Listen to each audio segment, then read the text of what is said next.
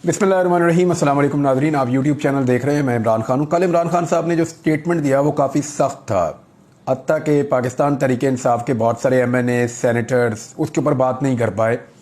इमरान खान साहब के पास क्योंकि कुछ और खोने के लिए ऐसा लगता है नहीं, ना उन्हें किसी कारोबार का ख़तरा है, ना उन्हें किसी जायदाद का ख़तरा है, अपनी जान का ख़तरा वो लेते नहीं हैं, पहले भी गोलियाँ खा चुके हैं।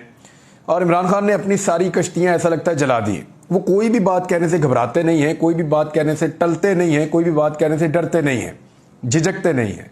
लेकिन उनकी पार्टी के अंदर जो लोग मौजूद हैं वो तमाम लोग उस तरह से बात कर नहीं पाते और वो इमरान खान साहब के मौक़िफ़ को बाज़ औक़ात रिपीट भी नहीं कर पाते, क्योंकि वो बाज़ औक़ात बहुत हार्ड किस्म का स्टांस लेते हैं, बड़ा असूली किस्म का भी मौक़िफ़ उनका बाज़ औक़ात होता है। तो इमरान खान साहब ने जो कहा वो बाकी लोग तो नहीं कह पा रहे, लेकिन बहुत सारे लोग ये कह भी रहे हैं। पार्टी की अक्सरियत उसको उठा रही है, अवाम की अक्सरियत सोशल मीडिया के ऊपर उस पर बात कर रही है, जो उन्होंने मौक़िफ़ लिया पाकिस्तान के अंदर मौजूदा सूरत हाल में, और जो उन्होंने पॉइंट आउट किया शख्सियात को, और उसके बाद उन्होंने जो उसका हल पेश किया। लेकिन अब मामला ये है कि दूसरी जानिब से एक जवाब, क्योंकि बराह रास्त तो आता नहीं है, तो ये एस्टेब्लिशमेंट की जानिब से जवाब कामरान शाहिद साहब ने, जर्नलिस्ट हैं, उन्होंने एस्टेब्लिशमेंट का जवाब दिया है। कुछ लोग तो कहते हैं कि ही इज एस्टेब्लिशमेंट, लेकिन हिस्सा है यानी। लेकिन कामरान शाहिद साहब ने एस्टेब्लिशमेंट के बिहाफ के ऊपर जो जवाब लिखा उसमें कह रहे हैं कि जो एस्टेब्लिशमेंट के सोर्सेज हैं वो कुछ बातें कंफर्म कर रहे हैं। वो ये कह रहे हैं कि किसी किस्म की रिकन्सिलिएशन नहीं हो रही है। NRO का भी उन्होंने जिक्र किया कि ऐसा कुछ नहीं हो रहा, और इशारा जो है पाकिस्तान तहरीक इंसाफ की तरफ है कि उनके साथ किसी किस्म का नहीं हो रहा। दूसरा उन्होंने कहा जी इसमें कुछ डिमांड्स हैं, कुछ ऐसी चीज़ें हैं जो हो जाएं तो उसके बाद फिर मामला आगे बढ़ सकता है। अब वो जो चीज़ें हैं जिनके बारे में कामरान शाहिद साहब ने अपनी ट्वीट में इशारा किया, एक तो ये कि जिम्मेदारी कबूल की जाए, मजम्मत की जाए 9 मई की स्पेशली, और फिर ये यकीन दहानी भी करवाई जाए कि आइंदा कभी भी इस तरह का कोई सूरत हाल नहीं बनेगी, ऐसी कोई भी चीज़ नहीं की जाएगी।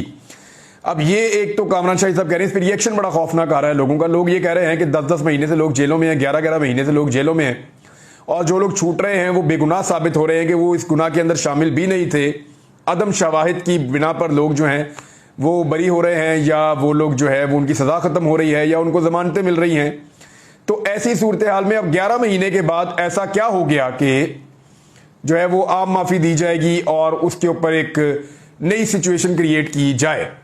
लोगों का इसके ऊपर रद्देमल आ रहा है। लोग जो कहना चाहते हैं वो कहने में आज़ाद हैं, लेकिन कुछ सहाफ़ी भी अब ऐसी बातें कर रहे हैं कि इमरान खान साहब को माफ़ी मांग लेनी चाहिए, इमरान खान साहब को जो है वो मजम्मत कर देनी चाहिए और यकीन दहानी करवानी चाहिए। सहाफ़ी ऐसी बातें कर रहे हैं। ये जो बातें लोग कर रहे हैं, पाकिस्तान तहरीक इंसाफ का क्राउड या सोशल मीडिया के ऊपर इनको अच्छी नज़र से नहीं देखा जा रहा। इमरान खान साहब बात करने के लिए तो तैयार हैं, लेकिन मौक़िफ़ बदलने के लिए तैयार नहीं है। ये है मेन चीज़। और इमरान खान साहब का मौक़िफ़ जो है वो एक बात तो बड़ी बात है, वो कहते हैं लोगों ने 8 फरवरी को वोट दिया है, वो उनका मैंडेट है, सबसे पहले उसका एहतराम किया जाए। जो सबसे बड़ा काम है इस मुल्क में जो हुआ वो 8 फरवरी को हुआ। जो लोगों का मैंडेट है उसका एहतराम करें और आए बैठे फिर बात करते हैं। ये इमरान खान साहब का जो है वो मेन फोकस है। अब मामला ये है कि कामरान शाहिद साहब ने जो बात की, अगर इसको दुरुस्त मान लिया जाए कि इस वक्त पाकिस्तान तहरीक इंसाफ के साथ किसी किस्म की डील या ढील नहीं है, ये कामरान शाहिद साहब क्लेम कर रहे हैं, कुछ और सहाफ़ी भी क्लेम कर रहे हैं, एस्टेब्लिशमेंट के सोर्सेज को लेकर क्लेम कर रहे हैं, तो फिर इसको सच माना जाना चाहिए। अगर इसको सच मान लेते हैं तो फिर एक प्रोपेगेंडा कभी नहीं होना चाहिए कि इमरान खान साहब के जितने मुकदमात इस वक्त अदालतों के अंदर ज़ेर समाअत हैं, और जितने मुकदमात इस वक्त उड़ रहे हैं, जितने मुकदमात इस वक्त फारिग हो रहे हैं, मेरिट के ऊपर हो रहे हैं। यानी या तो आप ये कहें कि इमरान खान साहब के साथ कोई NRO हो रहा है, या इमरान खान साहब के साथ कोई डील हो रही है, या आप ये कहें कि इमरान खान साहब के साथ कोई चीज़ें तय की जा रही हैं, फिर तो आप कह सकते हैं कि उनके नतीजे में इमरान खान के मुकदमे खत्म हो रहे हैं। एक तरफ इमरान खान साहब के मुकदमात उड़ रहे हैं, खत्म हो रहे हैं, बोगस करार दिए जा रहे हैं, और राणा सनाउल्लाह, जावेद लतीफ और बहुत सारे PMLN के लोग अपने मुंह से कह रहे हैं, जो PMLN के सहाफ़ी हैं वो अपने मुंह से कह रहे हैं कि ये केस टिक ही नहीं पाएंगे। तो मेरिट के ऊपर ये मुकदमात खत्म हो रहे हैं इमरान खान साहब के। तो अब आपको ये मानना पड़ेगा कि क्योंकि इमरान खान साहब की कोई डील नहीं हो रही, लिहाजा उनके जितने मुकदमात खत्म हो रहे हैं वो किसी डील के नतीजे में खत्म नहीं हो रहे, जैसे नवाज शरीफ के खत्म हुए थे। किसी डील के नतीजे में खत्म नहीं हो रहे जैसे शहबाज शरीफ के खत्म हुए थे। किसी डील के नतीजे में खत्म नहीं हो रहे। जैसे पीडीएम की जमातों ने अपने मुकदमात, यानी जरदारी साहब ने, पीपल्स पार्टी के लोगों ने और पीएमएलएन के लोगों ने और बाकी जमातों के लोगों ने अपने अपने मुकदमा जैसे खत्म करवाए थे, वैसे इमरान खान साहब के मुकदमे खत्म नहीं हो रहे। अगर वैसे खत्म हो रहे होते तो ये सारे कह रहे होते कि डील हो रही है। एक तरफ सब लोग ये कह रहे हैं कि इमरान खान साहब के साथ कोई डील या कोई ढील नहीं है, और दूसरी तरफ ये कभी नहीं कह सकेंगे कि इस वक्त जो मुकदमात खत्म हो रहे हैं वो किसी डील या डील का नतीजा है। यानी इमरान खान के मुकदमात मेरिट पे खत्म हो रहे हैं, यहां पे इसको लॉक कर लेते हैं। जब ये प्रोपेगेंडा करेंगे तो यही चीजें निकाल कर इनको सुनाएंगे और इनको दिखाएंगे। अब आ जाए खैबर पख्तूनख्वा को दहशतगर्दों से तशबीह देने पर पाकिस्तान तहरीक इंसाफ ने मरियम नवाज के ऊपर तनकीद की है। उसकी वजह यह है कि मरियम नवाज साहबा, मैंने आपको पहले बताया था कि पंजाब में ये लोग बुरी तरह हारे हैं। पीएमएलएन का जो गढ़ होता था या जहां से ये हुकूमत बनाते थे वफाक में या सूबे में, ये पंजाब से बनाते थे। पंजाब से बाहर इनकी पार्टी पहले भी नहीं थी, थोड़ा बहुत हजारा डिवीजन में थी, बाकी और कहीं इनकी पार्टी पीएमएलएन मौजूद ही नहीं थी। ये सिर्फ पंजाब की पार्टी थी, वो भी सेंट्रल पंजाब की। तो अब पंजाब भी इनसे छिन गया है, तो वो कोशिश ये कर रहे हैं इस तरह के बयान देकर कि जैसे पंजाब की ओनरशिप हमें मिल जाए। लेकिन पंजाब के लोग बहुत समझदार हो गए हैं, किसी भी जगह जाके आप पूछ लें तो फर्क है बिल्कुल। ये अभी शहबाज शरीफ साहब ने जहाज में बैठे और जहाज के अंदर जो मेरी इतला के मुताबिक जितने भी लोग उस जहाज में सवार थे, कमर्शियल फ्लाइट का इस्तेमाल तो किया है, लेकिन उस सारी फ्लाइट को अपने लोगों से बुक किया है।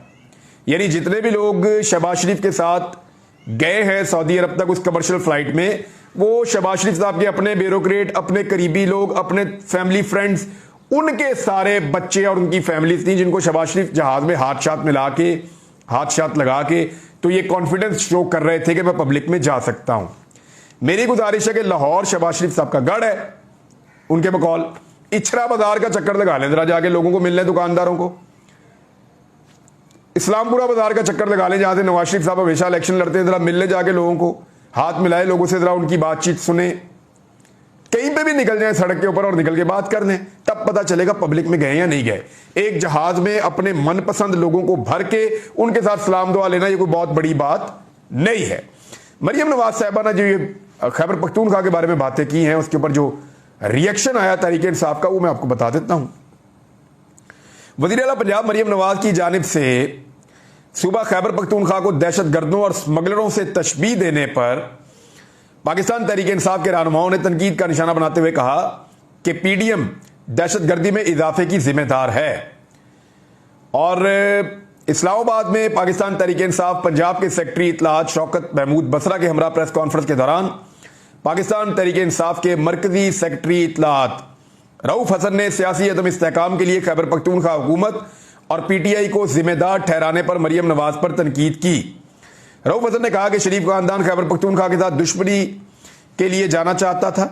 उन्होंने नवाज शरीफ के माजी के बयान का हवाला दिया, जहां उन्होंने खैबर पख्तूनख्वा के अवाम को उनकी और उनकी पार्टी की हमायत ना करने पर बेवकूफ कहकर उनकी तौहीन की थी। आपको याद है इलेक्शन में नवाज शरीफ साहब गए थे और खैबर पख्तूनख्वा के लोगों को बेवकूफ कहा था, ये वही जिक्र कर रहे हैं।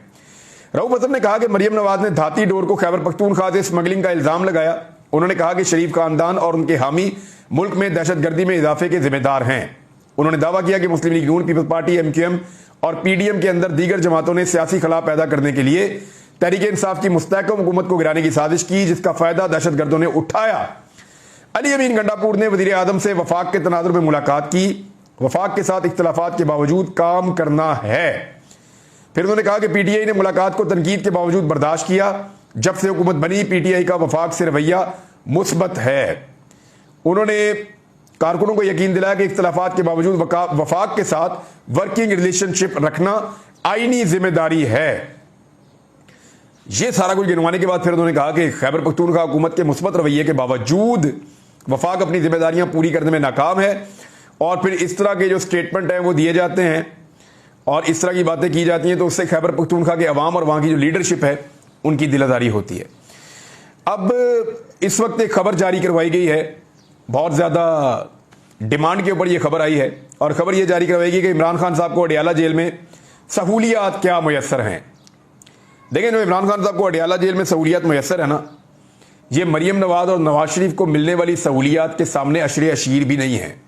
मैं आपको जिम्मेदारी से कह रहा हूं कि नवाज शरीफ को और मरियम नवाज को जेलों के अंदर जो सहूलियात मैसर थी, मुलाकातों के हवाले से, खाने पीने के हवाले से और रहन सहन के हवाले से और प्रोटोकॉल्स के हवाले से, उन सहूलियात का 10% भी इमरान खान साहब को जेल में मैसर नहीं है।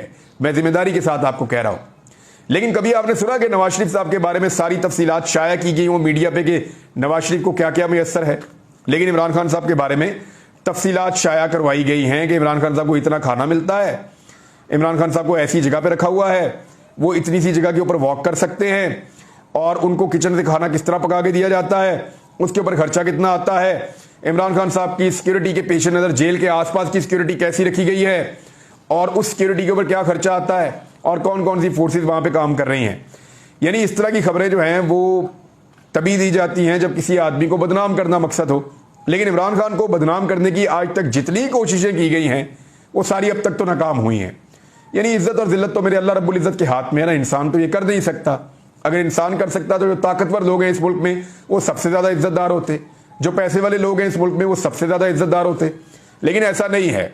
इस वक्त एक बड़ा अहम इशू हमारे दरवाजे पर खड़ा है और यानी दो बहुत बड़े इश्यूज हैं। उनमें से एक तो ये है कि इक्तिसादी तरक्की में जो मईशत को बहुत नुकसान हुआ है और वो नुकसान क्यों हुआ है, ये एक रिपोर्ट है, मैं आपके साथ शेयर कर देता हूं। ये स्टेट बैंक ऑफ पाकिस्तान के ताज़ा आदादोशुमार हैं, उनसे पता चला है कि जो निजी शोबा है यानी जो प्राइवेट कारोबार करने वाले, छोटा कारोबार करने वाले लोग हैं, उनका बैंकिंग सिस्टम पर एतमाद खत्म हो गया है या वो कारोबार करना नहीं चाहते। लोग अपना पैसा निकाल रहे हैं और पाकिस्तान से बाहर ज्यादातर लोग लेकर जा रहे हैं। माली साल 2024 के पहले 9 महीनों में, ये 2023 की जुलाई में शुरू होता है और फिर ये जाता है अभी पहले 3 महीनों के अंदर मार्च तक, मुश्किल से 35 अरब रुपए का कर्जा ले सका है। ये क्यों ले सका? इसलिए कि यहां पे लोग, जो निजी शोबा है वो बैंकों पे एतमाद नहीं कर रहा और उन्होंने मईशत के अंदर से अपनी शिरकत को कम कर दिया है। यानी जो निजी शोबा है, जो आम लोग हैं पाकिस्तान के अंदर जो कारोबार करते हैं, वो अपने कारोबार को कम कर रहे हैं, स्क्वीज कर रहे हैं, घटा रहे हैं या खत्म कर रहे हैं। उसकी वजह से बैंकों के अंदर पैसा जो है वो कम आ रहा है और एक गैर यकीनी सूरत हाल जो है वो पैदा हो गई है। यानी माली साल 2023 की इसी मुद्दत में ये रकम जो है वो 264 अरब रुपए थी और अभी जो है वो 35 अरब रुपए है। कहां 35 अरब और कहां 264 अरब। और 2022 में जब इमरान खान साहब की हुकूमत थी तो तब ये फिगर क्या था? 330 अरब। जब उनकी हुकूमत ये खत्म हुई, इसी मुद्दत में इमरान खान साहब का 330 अरब था। जब पीडीएम की हुकूमत आई तो तब जो है वो ये था 264 अरब, निगरान हुकूमत और पीडीएम, और अब इस वक्त जो है ये 35 अरब रुपए तक पहुंच गया है। लगातार पाकिस्तान का निजी शोबा या प्राइवेट कारोबार करने वाले लोग वो पाकिस्तान के अंदर से अपना जो शराकत है या उनका जो हिस्सा है पाकिस्तान की तरक्की के अंदर वो कम करते जा रहे हैं। ये बहुत अलार्मिंग है। पाकिस्तान से बहुत सारे ऐसे लोग जो ना सिर्फ कारोबारी हैं, जो हुनरमंद हैं, जो पाकिस्तान को चलाने वाले लोग हैं, बहुत सारे लोग बड़ी तादाद में, मिलियन में पाकिस्तान को छोड़कर पाकिस्तान से बाहर दूसरे मुल्कों में मुंतकिल हो गए हैं। और ये भी पाकिस्तान के लिए एक बड़ी अलार्मिंग खबर है। एक बड़ी खबर जो बड़ी मुसीबत आने वाले दिनों में बन जाएगी वो ये है कि गंदम की इमदादी कीमत जो है वो बहुत कम रखी है मौजूदा हुकूमत ने। उसकी वजह यह है कि चीज़ें बहुत महंगी हैं। यानी जो किसान इत्तेहाद या किसानों से रिलेटेड जितने भी रहनुमा हैं उनसे बातचीत हुई तो उन्होंने कहा कि हमें बहुत मार दी जा रही है। गंदम फी एकड़ के ऊपर जो इस मरतबा लगाई गई है, बीज महंगा हो गया है, यूरिया महंगी हो गई है, डीएपी महंगी हो गई है, डीजल बहुत महंगा हो गया है जिससे वो टरबाइन चलाते हैं और पानी डालते हैं अपनी फसल को। वो कह रहे हैं कि हर चीज़ महंगी होने के बाद ज़मीन का ठेका जो है वो भी बढ़ गया है। तो हर चीज़ महंगी होने के बाद हमें पर एकड़ जो हमारी कॉस्ट है वो बहुत बढ़ गई है। जो हम गंदम की पैदावार करते हैं, अगर 1 मन गंदम पैदा करने पे पहले फर्ज करें 100 रुपया लगता था तो अब वो 200 रुपए से ज़्यादा एक्सीड कर चुका है। दुगनी से ज़्यादा पैदावारी लागत है गंदम की और किसानों की गंदम अब तैयार हो चुकी है। किसान जो है वो एक्सपेक्ट कर रहे थे कि गंदम की जो इमदादी कीमत है वो कम से कम 5,000 रुपए फी मन